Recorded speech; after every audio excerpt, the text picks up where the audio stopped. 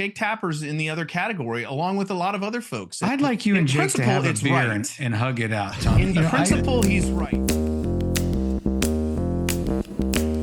Welcome to Real Clear Politics on Sirius XM for Thursday, June 26th. I'm Andrew Walworth, and joining me are Real Clear Politics co-founder and president Tom Bevan and Washington Bureau Chief Carl Cannon. So guys, Pete Hegseth and Joint Chief of Staff Chairman General Dan Kane gave a press conference this morning about the strike and the counterstrike in the Middle East this weekend. Here's just a little bit of General Kane describing what it was like for the crew manning the Patriot missiles inside Qatar. And as the sun starts to set in the west, you get orders from your higher headquarters to make sure that your missile batteries are pointed to the north. There are just a few other teammates. It's hot. You're getting nervous, and you expect an attack. Outside of those Patriot vehicles, your hot crew, which is one NCO and 4 additional soldiers, turns a key and relinquishes control of those missiles to that young lieutenant inside the vehicle, and you wait. So, Tom, pretty graphic description of what happened there. Very read, almost like a Tom Clancy novel or something. Right, yeah. But we're getting these new assessments are coming in. What are we learning about damage, and what do we know today that we didn't know yesterday? Well, Pete Hegseth really got after the press corps today about this issue and took issue with Jennifer Griffin of Fox News in particular, sort of upbraided her in front of all of her colleagues. Look, we had, and Phil Wegman reported this last night, that Tulsi Gabbard came out with a new assessment. The CIA came out this morning with a new assessment saying that the Iran's nuclear programs were severely compromised by the attack, not obliterated necessarily as Trump has been saying, but very much degraded and or destroyed. And so that seems to be sort of what the consensus is building. But obviously, and we talked about this yesterday, the CNN report, which was the first, they were the first to leak this, and it got repeated by everybody. And the narrative for about 8 hours or 12 hours was that, oh, this attack didn't do anything, didn't set them back, maybe weeks or a month. And the administration has pushed back very hard on that and marshaled, more resources to try and change that narrative. And that seems to be what's happening now. But again, it's the question of, well, who do you believe? Do you believe this administration when they say, when John Radcliffe says, or Tulsi Gabbard says, or some of these folks come out, Pete Hegseth, come out and say this? Or do you believe, an anonymous source that leaked something to Natasha Bertrand at CNN? Well, 7 anonymous sources. But Carl, what do you make of the reporting, and what do you make of? Well, I thought Pete Hegseth kind of came across a little bit whiny today, but he has a legitimate complaint, and we talked about this yesterday. And Pete Hegseth actually said it right. He said, it's like journalism 101. He said, when someone leaks something to you, they have an agenda. And what is that agenda? And he implied strongly it was to make the Trump administration look feckless and weak. The amount of ordnance dropped on Iran on those nuclear sites and all the things Israel had been doing for 2 weeks obviously compromised if not destroyed much of Iran's nuclear program. But what everybody wants to know, and they're dancing around it, and neither the Joint Chiefs Chairman nor the Secretary of Defense seemed to know, was what happened to the enriched uranium that was in that site, because it seems plausible that it was trucked out of there. There's some reporting that showed there were trucks there. Iran put tons of concrete over one of the air shafts there to try and protect it. Dan Kane, General Kane, said how the first bomb blew off the concrete and the second one went down the shaft. It was like something out of, Star Wars. But Iran might have known this was coming. So what everybody wants to know is, where's their uranium? But this idea that we're supposed to know this within days, I was impressed by General Kane, Andy, and I think it sounds like Tom was too. He said we don't do that. That's the intelligence community does. He said we don't grade our own homework. What he described is what the United States military did, and it was the most impressive briefing I think I've ever heard at the Pentagon. The planning for this literally went back 15 years to engineers in the United States military who saw what Iran was doing. They've been planning this attack or a form of it for 15 years. And they carried it off, the military end of it, flawlessly. The rest of it, we'll have to wait and see how much it damaged Iran. Well, I'm still interested, Tom, in this other war, which is the war between the White House and CNN right now. And Jake Tapper was on air yesterday defending CNN. And this is part of what he said. He said, history has taught us that the most pro-service member action we can take is to ask questions of our leaders, especially in times of war. That, for journalists, is the height of patriotism. You have a problem with what Jake's saying? He also said, what did he say? He said that, our job as journalists is to ask questions, not to just take what the administration says at face value. And I thought to myself, isn't that rich? I mean, Jake's got religion again. Good for him. After taking a 4-year hiatus and basically, playing along with what the administration told him during the entire Biden administration, including about Biden's mental fitness and mental health, which he's now turned into a book that he's been, making, I'm sure, millions of dollars off of. So look, it's just a little rich for me to have Jake Tapper and other members of the press corps. Again, it's like suddenly this newfound commitment to the core principles of journalism. Like, give me a break, please. Andy, may I dissent from that view? I thought you might. If Tom wants to argue that Jake Tapper is the wrong messenger, I don't want to debate that with him. What I want to say is it's the right message. The Pentagon, there's an ethos in the American press corps, and not just among defense correspondents. And it started during the Vietnam War, and it started because of the briefings, the erroneous briefings that the American press corps was given day after day about the progress of the Vietnam War. And those reporters there today, I know some of them in that briefing room. I've worked with some of them, like Tom Bowman.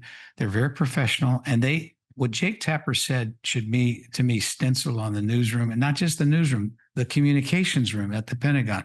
The job of the press corps is to ask questions, not just accept, not just to accept the first answer that they're given, to bore in and to ask people not only if what they're saying is true, but how they know it to be true.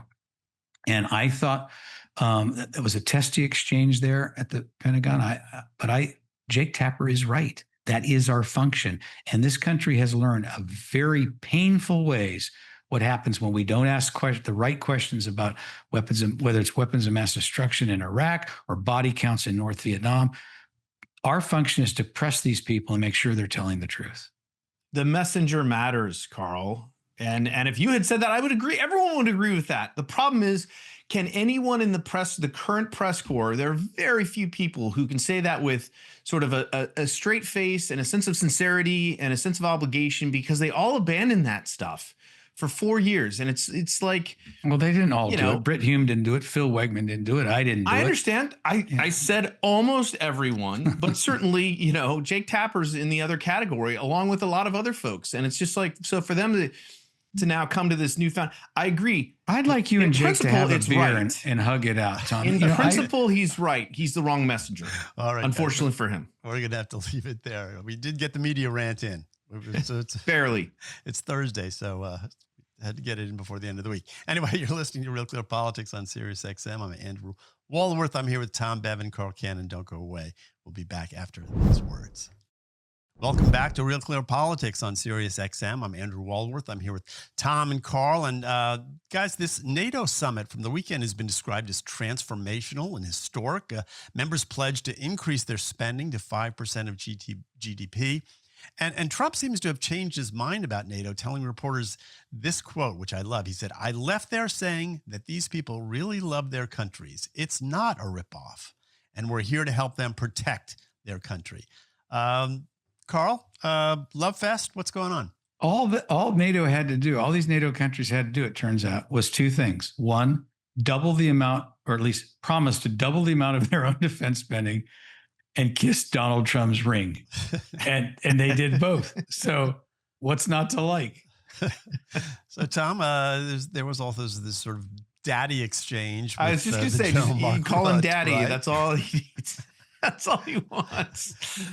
And the reporter's question, do you see your NATO allies as like children?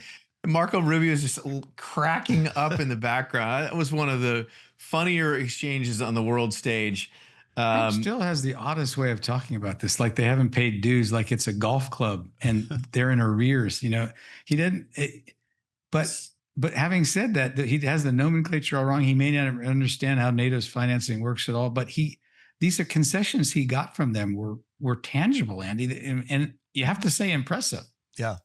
Well, and that's the thing. I mean, look, he badmouthed NATO for a long time because he felt like they were taking advantage of the United States, and they changed their behavior, and lo and behold, he changed his posture. And suddenly now, you know, remember there was all this talk during the first administration. Oh, Trump's going to pull us out of NATO, and you know it's going to be a disaster, and all these. How can he do that? And he's shattering all these international norms. And you know, with Trump, as with most things, it's a negotiation, it's a ploy, it's a tactic. And I think he used that tactic and turns out pretty effectively, got what he wanted. And now he and NATO are cool. Yeah. Well, there's two, if you drill into that 5% just a little bit, I think it's interesting to do this. So there were two things that struck me about it. One was that 1.5 of that can be spent on infrastructure and sort of other Would that be called nation building? No. But talk about nation building. Part of your contribution to Ukraine also is counted against your 5%. Now, who's counting and how they're doing this, I don't quite understand. But those two concessions, Carl, kind of are important because they speak to two things. One, that Europe does have to change a lot if they really want to be able to defend themselves. It's not just about spending; it's about the way they structure their military and how they support it, and their defense industry and a lot of other things. And then it sort of bolsters Ukraine at a time when Ukraine could probably use it. Well, and that's right. But notwithstanding some of the awkward statements Donald Trump has made about President Zelensky and some of the misstatements he's made, if you think Trump's been talking about Ukraine for more than 5 years now, and his main central complaint seemed to be that the whole world was expecting the United States to pay for the whole thing, and that was never the case. These European countries, Western Europe, was sending them armaments, but Trump got what he wanted, and it was the right thing to ask for. Europe is the one threatened by Russia, not the United States. And you can argue it's in our interest. I've argued that, but them stepping up to help Ukraine is exactly what President Trump wanted. But the whole thing, if you take a step back, Andy, and I was wondering what you think about this. If Vladimir Putin wasn't in power, we might be having a different conversation. NATO, it's expanding, but is it even still really a relevant entity? It was this post-war alliance against the Iron Curtain, and the Soviet Union fell. And now we're thinking, well, glad we have NATO. But if Putin wasn't in power, you start to imagine a different Russia that's at peace with its neighbors. Well, yeah. And maybe we wouldn't even. Yeah, that's a whole counterfactual we could get into. But John Lennon wrote a song about it. I thought I'd just. Can I just say though, this has been one of the interesting things too. Trump had a meeting with Putin, public, and was very sort of conciliatory, and he said, we've had our differences in the past, but they seem to be getting along. And he had this extraordinary exchange with a reporter. You mean with Zelensky? I'm sorry, you said Putin, but you've been. I'm sorry, Zelensky. Yeah, you made the same mistake Biden made. Hold on, buddy. I know. Wait, whoa. Well, I was also thinking going to apologize to Joe Biden for calling him senile for 2 years. Wander off. No, and he mentioned on the plane ride over, he said he got a call. He talked to Putin, and Putin said, "Can I help you with Iran?" And he said, "No, I need help with you." Yeah. I mean, with Ukraine. And then there was this extraordinary exchange with this reporter, this woman who said, her husband was fighting in Ukraine, and she had taken her kid, and they'd gone to Warsaw, I think. And, Trump stopped and was like, "I can tell this is very upsetting to you. And we're going to try and, they very much want the Patriot missiles, and we're going to try and get them some. We've been supplying Israel." So he seems to have softened his position and changed his position on Ukraine over the last 48, 72 hours as well. And that's, I think, it's been kind of underreported a little bit as one of the takeaways from this NATO meeting, not just that Trump is back on board with NATO, but that he seems to be edging closer to and being much more supportive of Ukraine. Yeah. Well, I want to stay in Europe for a minute because there's one story I wanted to get to today, and that's a wedding. It's Jeff Bezos and Lauren Sanchez. They're set to be married in Venice, Carl. Precise date is unknown, but festivities start today. Lots of celebrities showing up. I did, my invitation must have gotten lost in the mail, but the guest list is unknown, but we are seeing all these celebrities. Some Venetians are not happy. There's been a no space for the Bezos campaign. The thing is estimated to cost between $46 and $55 million for the wedding. That's according to Reuters. The invitation does say no gifts. But what do you make of this? And is this a good look for a billionaire at this point? I did a quick calculation based on the latest estimate of Jeff Bezos' net worth, Andy. And you have 3 daughters, so these are things you're going to want to know about paying for weddings. Compared to his net worth to mine, it would be like if I spent $194 on a wedding. So he can afford it. Look, this is a dumb publicity stunt, no Bezos in Venice thing. I mean, it's a tiny minority of people who probably got tired of marching for Gaza and they're marching for this.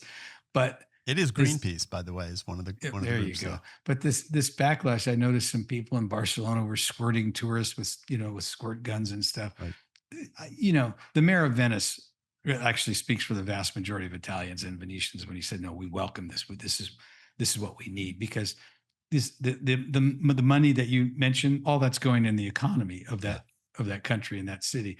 Europe is in many ways a basket case economically. Their productivity is down. They haven't come out of COVID the way the United States did, and tourism is the one thing they really got going for them. So those people, if they want to further, wreck their economies, they should keep those squirt guns on you, because people can always vacation at Disney World. Glacier National Park, Yosemite.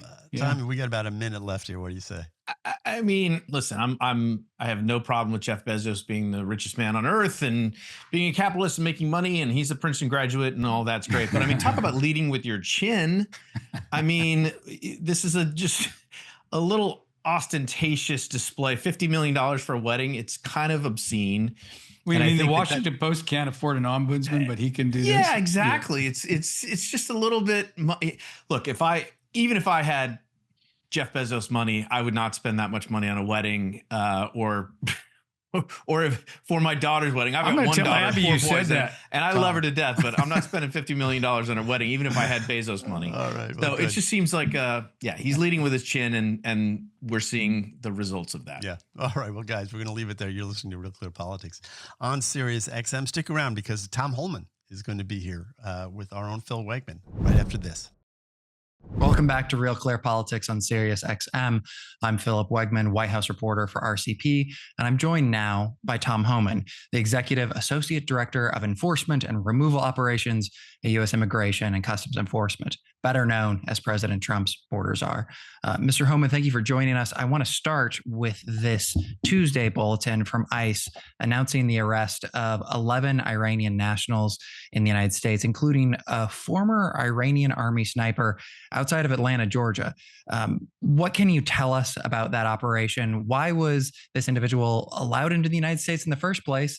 And then in light of the threats against President Trump's life, why wasn't he taken into custody earlier?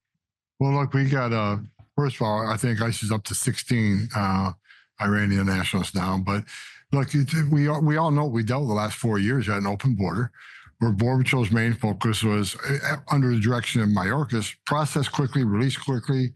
That was their number one concern. So a lot of the vetting wasn't done. Of course, vetting anybody from Iran, when Mayorkas said, well, we vet everybody, we release them. No, you don't, because the vetting of Iranian national, you think Iran's going to give us any national security information and their subs? Of course not. So they weren't properly vetted. So thousands of SIAs were released in this country under Joe Biden. And starting day one, January 20th, we started looking for these national security threats and public safety threats. We just happen to find this guy now. I mean, these are a lot of people that don't want to be found. Their addresses weren't tracked. And so we have started from day one concentrating on public safety threats and national security threats. We've arrested, I looked at numbers this morning, we're 130,000 already arrested. The majority of them national security threats and public safety threats, but it's hard to find somebody that want to be found. But it's our number one focus. Again, we didn't wait for the attack in Iran. We were doing this since January 20th. But right now we put our foot on the gas. With what happened in Iran, we're focusing more on the nationals of that country right now. So we kind of prioritize it since the attack on Iran. There's new reporting out of Fox News that there's something like 700 Iranian nationals who were released into the U.S. under the previous administration, under Mayorkas. Can you give us an idea of whether that number's accurate? And then the scope here, I mean, are the majority of these folks asylum seekers who are fleeing, a majority Muslim country, Christian refugees, or are they like that individual who was apprehended in Atlanta, who certainly seemed to have ill intent? Well, look, many of them I've ever claimed an asylum, but it's a majority of those come across the Biden administration claimed asylum. But here's what you need to know: that people want to say, well, all these people are asylum seekers, have a right to come here, have a right to claim asylum, they got the right to due process. But here's what we need to know: over the last 10 years, if you look at immigration court data, nearly 9 out of 10 people who claim asylum at our border end up with an order removal. It's fraudulent asylum claims, but the issue is we got over 2 million known gotaways under Joe Biden 4 years. Over 2 million people across the border. We don't know who they are, where they came from, why they're here. And that's the biggest concern of mine. That ones that were released, at least there was some biometrics and biographics done. And it's still concerned because, like I said, we couldn't do proper vetting, or they couldn't do proper vetting because they don't have access to information from the country of Iran. However, the biggest concern are the 2 million plus who paid more to get away because they didn't want to be fingerprinted. They didn't want to be vetted. They didn't want to deal with law enforcement at all. That's the biggest concern for me. So how many of them were from Iran? And that's what the FBI and ICE and the intelligence community were trying to run down, been trying to run down since January 20th. We're finding some. We got a lot more to find. And that's why, I'll say it right now, that's why we need the big, beautiful bill passed. It needs to be on the president's desk by July 4th, because with everything going on right now, we got over 2 million gotaways. We got about 20 million illegal aliens in the country. We got less than 5,000 deportation officers. We need that funding for more resources, more beds, more transportation, more targeting, especially right now. So I'm hoping that Congress gets that done by July 4th, get on president's desk so we can do more of what we're doing, looking for public safety threats and national security threats that I think are the biggest national security vulnerability in this nation. Biggest national security vulnerability I've seen since I started this in 1984. Fund us. Let us get this done. Let us get these dangerous people out of the country. I want to turn to the one big beautiful bill here in a second, but before we do, it seems mind-boggling that the previous administration would turn a blind eye to an Iranian national coming into this country deliberately. I mean, you've said that it wasn't just that President Biden was incompetent. You've said that he didn't just mismanage the border.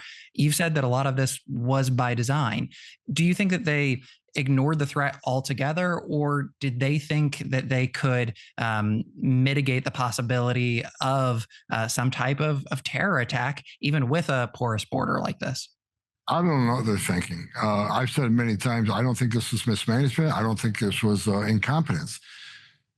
The open border was by design. I mean that because Joe Biden was vice president under Barack Obama, and Alejandro Mayorkas was a deputy secretary under Jay Johnson, under the Obama administration.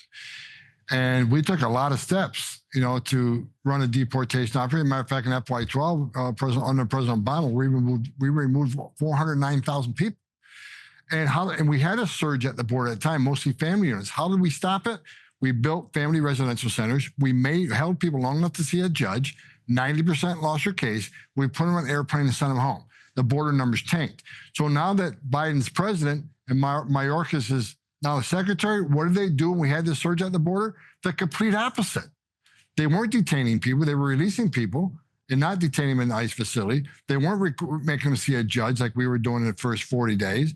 And ICE wasn't removing hardly anybody. If you look at the numbers from ICE, in the 4 historic years of illegal immigration on the border, ICE had the lowest numbers of removals in the history of the agency.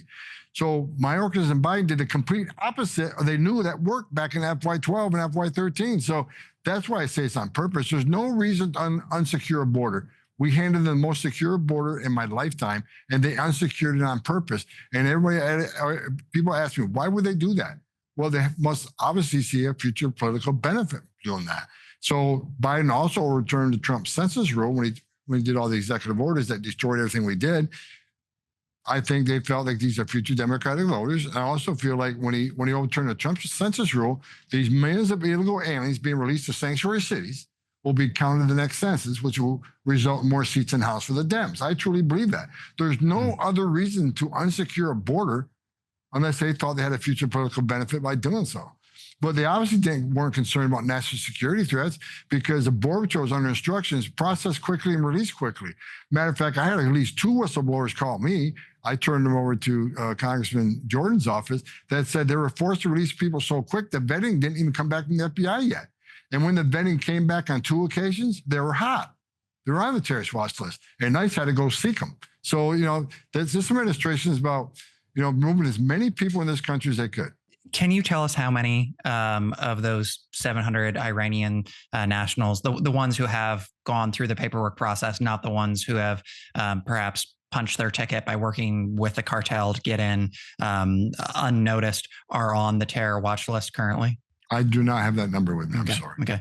Attorney General Pam Bondi told Congress the other week that the DOJ and FBI were on high alert. I know that there's been a lot of conversations about potential sleeper cells, and you've been sounding the alarm on this for some time. But how significant is the threat here? And when do you think that the administration can say definitively that they've dealt with that threat? Well, we're dealing with it, right? So we got a lot of people to locate, a lot of people who we don't know who they are, where they came from, where they are today. So a lot of work's being done, the intelligence community, DHS, and ICE. But here's why I say it's the biggest, throughout my career, I started in 1984 as a Border Patrol agent. I've been doing this for 4 decades. Here is why it's my biggest concern. Because you got over 2 million gotaways. And understand this. When you pay the cartels to enter this country, you pay them one amount to get to the border, turn yourself into a green uniform like the last 4 years, and the cartel's job ends at the border. But if you want to get away, you want to get to New York, you want to get to Chicago, Los Angeles, and not be apprehended, you got to pay a hell of a lot more. So why did 2 million people plus, why did they pay more not to get a free flight to the city of their choice, not to get a free hotel, not to get 3 meals a day, not to get free medical care, not to get work authorization that was basically handed to them after 920 days? Why did 2 million people pay more not to take advantage of that giveaway program? Because they didn't want to be vetted. They didn't want to be fingerprinted. That scares the hell out of me. And that's just scared the hell out of everybody, because under the Biden administration, over 400 people on the terrorist watch list was apprehended in the southern border.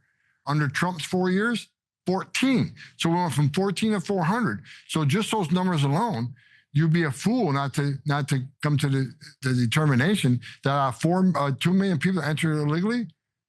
If you think not a single one didn't come here to do us harm, then you're ignoring the odds. I mean, this scares the hell out of me. And intelligence community has talked about this. The FBI has talked about this. They fed sleeper cells in this nation, and that's why we need all focus right now on the special interest aliens that we know are in this country, and locating the special interest aliens that enter through the 2 million plus. This is a huge national security vulnerability, biggest one I've ever seen, and that's why we need all focus on this right now. This should be a nonpartisan issue. They can not like immigration enforcement, the Democrats. They can not like ICE. They can not like me. But they need to put all that aside for a minute. This is a national security issue. Border security is national security. You can't have strong national security unless you have a strong border. Now, we have the strongest border in the history of this nation right now. Now we need to bail the water out. We plugged the hole. Now let's bail the water out, all the public safety threats, and specifically the national security threats. That's what we're focusing on right now. And thank God we got President Trump in the Oval Office, because he's taking this as serious as I am. That's a perfect segue to the one big beautiful bill that's working its way through Congress currently. What in that legislation would provide you what you need that you don't currently have? In other words, what don't you have that you need right now? Well, let's talk about 2 things. The border, we need to finish the border wall. Every place a border barrier has been built, illegal immigration went down. We need to make all the positive things we've done since President Trump's been in office, we need to make them permanent. Much of the border wall that was already built, Joe Biden stopped putting the smart wall system in place, the IT, the technology that allowed agents to talk to one another. There are areas in the border agent has no communication because of dead zone. So the technology in the border now allowed agents to talk to each other. It let us know when someone was approaching the wall, climbing the wall, digging under the wall. So that technology needs to be done. The wall needs to be done. We need more technology at the port of entry so the legal trade can come through the port of entry, but we're still catching majority contraband. We need additional technology there. But for interior, that's where we really need the help. Like, ICE hasn't grown in size in decades. So again, we got over 20 million illegal aliens in this country. We got less than 5,000 deportation officers. The bill's going to hire more deportation officers. It's going to give us more money for detention. Everybody we arrest, we need a bed, because it takes several days to several weeks to remove somebody. So right now, I think I looked this morning, we maybe have 1,200 empty beds total. We could fill them in 2 days. Luckily, we're doing a lot of removals, so we're trying to catch up to that.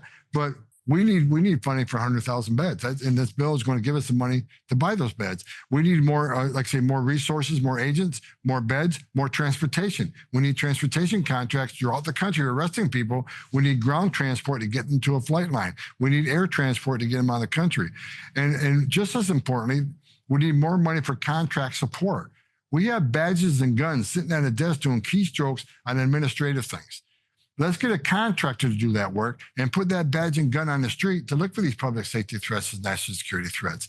So with a big, beautiful bill, we can do more, a lot more of what we're doing right now. We're already doing a hell of a lot more than Joe Biden did on removing criminals, but there are over 600,000 illegal aliens walking the streets of this country right now. We need to put the foot on gas and find these people. We need to find all these national security threats. The bill takes care of that. And that's why it's imperative, especially right now that we know we have sleeper cells. We know we have bad guys in the country. Fund us. Let us get this done. There's this now famous clip of Zohran Mamamdi, the Democrat who just won the New York City primary there, trying to confront you in New York. And if this one big, beautiful bill passes and you get the resources that you say that you need, I know you can't speak for your critics, but what will deportation operations look like then in comparison to now?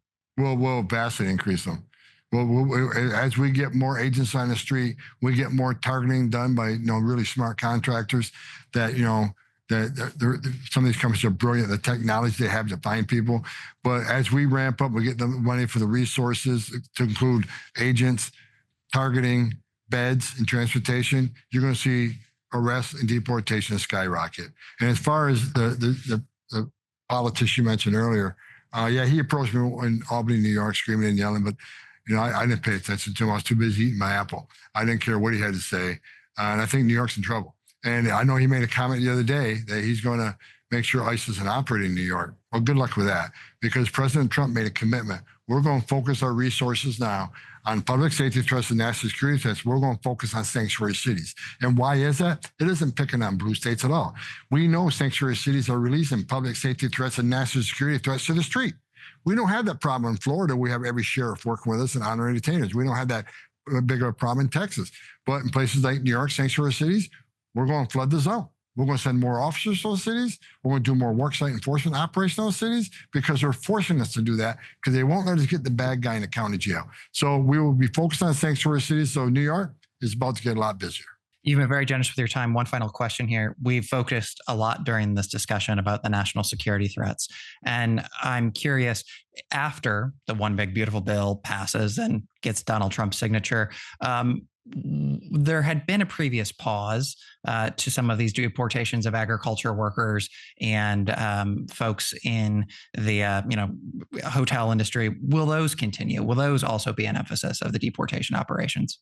Like worksite enforcement operations is something we're due and is very important. However, it's just like everything else we do, it's got to be prioritized, right? So when we get a worksite enforcement operation that deals with, sex trafficking or forced labor or some sort of, tax evasion and money laundering or misuse, labor violations. But we get a lot of these are based on illegal aliens working at a place that are being abused, underpaid, not allowed to leave the residence, being harbored and concealed from law enforcement. We prioritize works first and work sites too. So we're going to continue to work sites. Like I said, if we can't arrest a bad guy in the jail, then we'll arrest them in the community or we'll arrest them at the work site. One of the biggest places we find and locate and rescue victims of trafficking are at work sites. So we'll continue doing that. Very good. Thank you very much for your time. We'll have to leave it there. You've been listening to Real Clear Politics on Sirius XM. I'm Philip Wegman, joined by Tom Homan. Stay tuned for more right after the break. Welcome back to Real Clear Politics on Sirius XM. I'm Tom Bevan, co-founder and president of RCP. Joined now by Richard Porter. He's a contributor to Real Clear Politics and a former RNC committeeman from the state of Illinois. Richard, good to have you back on the show. It's good to be back. Okay, so JB Pritzker has made it official this morning. We had known about this. There was a story a couple of days ago saying this was going to happen. It was leaked to the press, but he made it official. His launch video for his reelection is up. Yep. He is running for a third term as governor in Illinois. And I guess the first question is, because there was a lot of talk, Richard, about him potentially running for president. I guess this doesn't preclude him from running for president, right? He gets elected in 2026 and would turn right around and I guess start running for president if he wanted to. So I guess that's still a potential option for him. Well, what it says to me is he just can't let go of this. That this really means so much to him psychologically to be called governor as opposed to former governor, because it makes no sense. I mean, he will be running, steadily now for 2 years until the 28th campaign if he's going to run for president. I mean, it's really 3 years. So it doesn't. Why run for governor when you don't actually intend to hold that office? You actually intend to run for president. So, or does this mean he doesn't intend to run for president? And he just decided, look, I'm not going to do that, and I just want to, be governor again. And so, I guess that's the question. What does this mean about his potential run for the White House? Is he bowing out of 2028? I don't think you can draw any conclusions. I think the main conclusion that people ought to draw is it's a good argument for term limits. Right. So we ought to have 2 terms and that's it, so that it doesn't become the personal plaything of a billionaire. I mean, basically, he owns the office because he can buy it. He's going to spend $100 million in order to make sure that he holds on to something that's like a trinket to him, a title, a sash he gets to wear when he runs for president. So, look, I think the people of Illinois are becoming a kind of a fixture. They're like a fashion piece for him as opposed to like a real job that he wants to pursue. So if you watch the video, he says, look, we're going to keep the phrase he used, we're going to keep moving Illinois forward. And he lists a bunch of accomplishments, but says, really, the problem is Donald Trump and the federal government, because their tariffs are, hurting Illinoisans and, they're taking away health care from Illinoisans and the like. And he has, as a lot of Democrats have done or are doing around the country, Richard, he's positioning himself. I don't know how much he's going to be running on his record so much as he's going to be continuing to run as the protector against Donald Trump. Well, he said a couple of things. One of the things he said was he's a pragmatic progressive, which just struck me. That's like calling yourself a jumbo shrimp, because the whole idea of progressivism is to be anti-pragmatic. I mean, the progressives are anything but pragmatic. So I think he's just trying to kind of create this fog. What he is a far left governor who's been sucking up to the furthest reaches of his own party. And as a result of that, Illinois is implementing policies that is driving people away. Look, the final proof of whether someone has a good product or not is whether people want to buy it. And when you look around the country, the states that are gaining population and that are growing their economies are red states governed by Republican governors and Republican legislators. The blue states, like Illinois at this point, we're shrinking. And in fact, we're shrinking at a faster rate than most other states. So it's one of those situations that the market is speaking, the marketplace of political ideas, and they're rejecting J.B. Pritzker's brand of extreme progressivism, which is anything but pragmatic. You don't put handcuffs on cops and bracelets on criminals and say that that's law and order, right? I mean, he brags about cutting a grocery tax that his own Democratic legislator put in place. What he doesn't talk about is the fact that Illinois has the second highest gas taxes in the nation. Why? It's ridiculous. We have the highest property taxes in the nation. That's why we're losing population. We're losing out in the marketplace because we have bad governance. Okay, I'm going to push back on that a little bit because, as you know, he won his first election by about 15 points. He was reelected by about 12 and a half points. Okay. Democrats have won the governor's office every single race since 2002, with the exception of Bruce Rauner's one term. They hold all of the state offices, Richard. I mean, we saw what happened in the city of Chicago, for example. I mean, they replaced Lori Lightfoot with someone who's even further to the left, which was shocking to a lot of people. But, we just saw what happened in New York City with Mamdani getting elected. What makes you think that voters are going to reject this, even though, as you point out, and it is true, people are fleeing the state of Illinois because of taxes and other things, going to red states. But that doesn't necessarily mean to me that, this is suddenly going to result in a Republican governorship. Well, it may well be that he's able to buy the office again. I mean, I think the idea of putting him up as some great electoral genius when he's got $3.9 billion or more, because all of his wealth is offshore, we don't really know how much money he has. If he's able to apply that wealth to buy the office, you're not really getting a good sense of what his real political appeal is. If he had so much confidence in his position, why doesn't he run and say, I'll raise money like a normal politician instead of buying the office again for a third time? So look, I mean, the bottom line is, Tom, when you look at where the Democratic Party is, the center of gravity in the Democratic Party continues to move left. We see that in New York, we see it in Chicago. And so there's a whole segment of the Democratic Party which is being disenfranchised. They are historically Democrats. They have affinity for the Democratic Party, but the Democratic Party is leaving them behind. It's not speaking to the concerns they have. Instead, the Democratic Party is becoming the party of the fringe and kind of the blue-haired folks. What they really are focused on is taking care of illegal aliens instead of Illinoisans. Okay, and so it's one of these things that over the course of time, a segment of his popular support is going to find themselves looking and say, I don't have anything in common with where they're going. And what we need to, as a Republican Party, make ourselves a hospitable place to come for those people who are Democrats, historically Democrats, and just don't feel an affinity for their own party anymore. They need to have a new home. And I think that's what we've seen nationally with Donald Trump, who's anything but an ideologue. I mean, the man is the ultimate picture of pragmatist. I mean, one day he's on the left and then he's on the right. He'll jib, he'll jab. I mean, this is how he operates. JB just operates on a constant left-wing plane. So, I mean, I think we can see over the course of time that people move away from that. They did with Donald Trump, who, by the way, won his reelection after being convicted of 30 felonies. Okay, that's a situation where you have a convicted felon and he's beating the Democratic Party nationally because people are moving away from that brand of crazy left-wing progressivism, anything but pragmatic. We're speaking with Richard Porter. He's a contributor to RealClearPolitics, good friend of the show, former RNC committeeman. Okay, in Illinois. So, Richard, you've spent a lot of time in Illinois politics. You've been involved in a lot of these races that have been run by Republicans.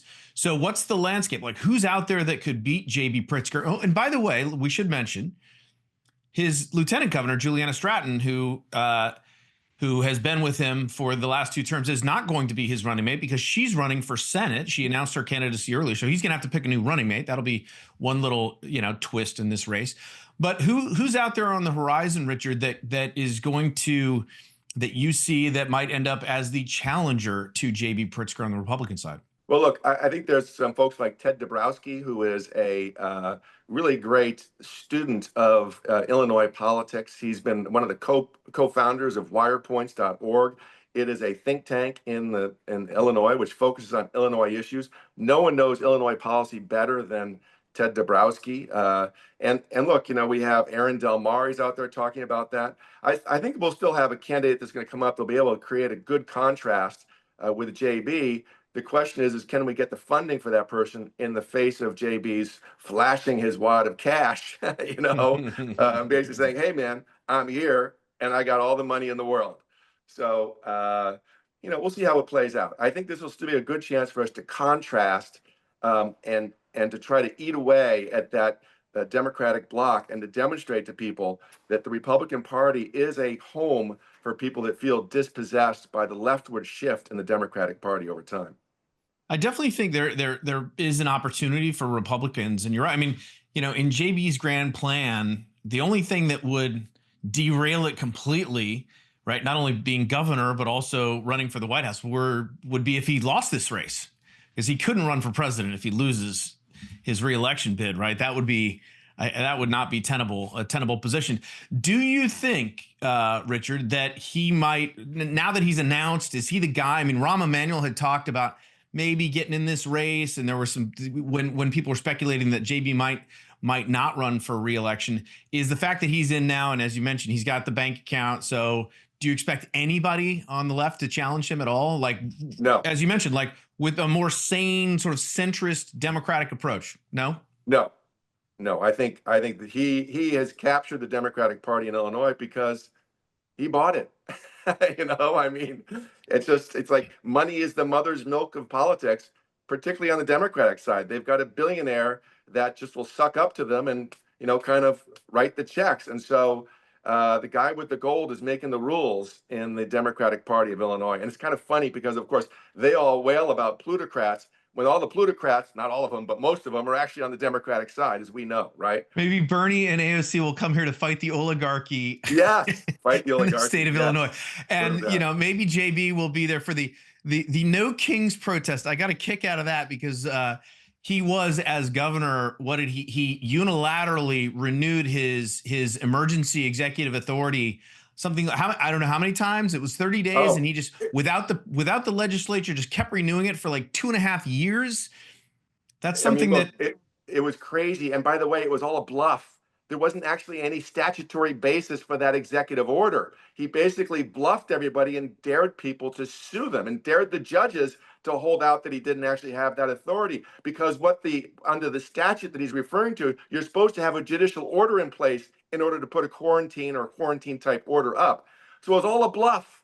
And it wasn't until towards the end of the process that some of the Republican people like Tom DeVore was working with small businesses around the state and school districts where they finally got some judges to say, wait, there's no statutory basis for that he then kind of removed the order. So you talk about somebody who arrogates power to themselves and operates in a super constitutional way. Well, oh my goodness, JB, look in the mirror, Yeah. And there's definitely some opportunities for Republicans to make the case against Pritzker. We'll see who ends up doing it, and we'll see how well they do it in the face of his, as you mentioned, his billions of dollars, $100 million that he will probably end up spending in this race. Hey, wouldn't it be great? I mean, I have to say, I've always been tempted. I mean, it'd be so much fun to run against a guy like that and then take him down. All that money, make him spend it, and then go ahead and try to take him out in the end. But we'll see how it plays out, Tom. We'll see how it plays out. All right, Richard Porter, contributor to RealClearPolitics, former RNC committeeman from Illinois. Thanks for your time. Appreciate it. Take care, Tom. Bye-bye. All right, we're going to have to leave it there. On behalf of Carl and Andy, I'm Tom Bevan, co-founder and president of RealClearPolitics. You've been listening to RCP on SiriusXM. Everybody have a great night. We'll see you back here tomorrow.